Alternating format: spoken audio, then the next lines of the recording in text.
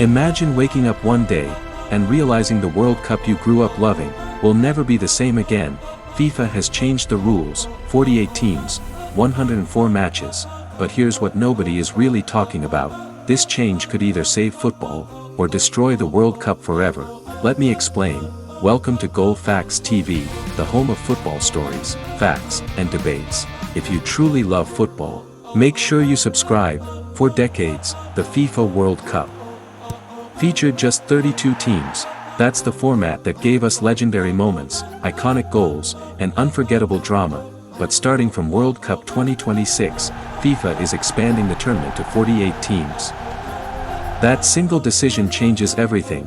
The total number of matches jumps from 64 games to 104 games, and for the first time ever, the World Cup will be hosted by 3 countries, the United States, Canada, and Mexico. More teams, more matches, more football, at least.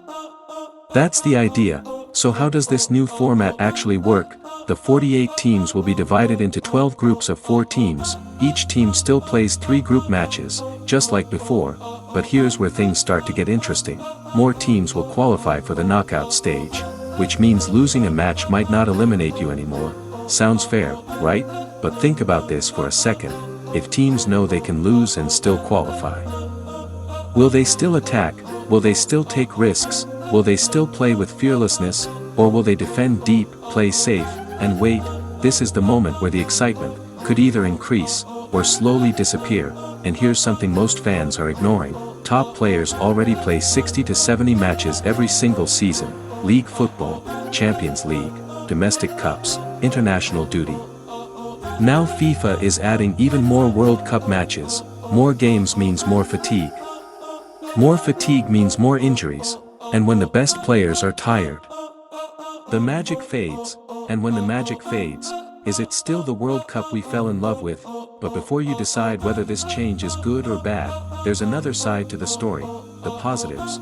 For the first time ever, more countries will have a real chance to play on football's biggest stage. African nations benefit, Asian nations benefit, smaller footballing countries finally get their moment. More representation, more cultures, more stories.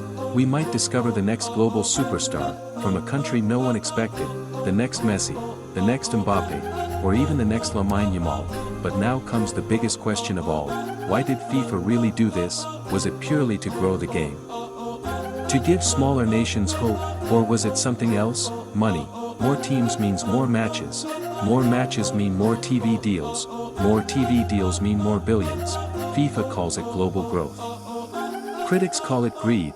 And this is why the football world is divided, because this World Cup won't just decide who lifts the trophy, it will decide the future of football itself. So now I ask you, is the new World Cup format a brilliant evolution, or a massive mistake?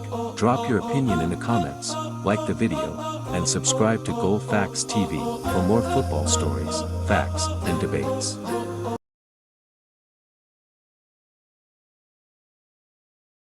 Total number of matches jumps from 64 games to 104 games, and for the first time ever, the World Cup will be hosted by 3 countries.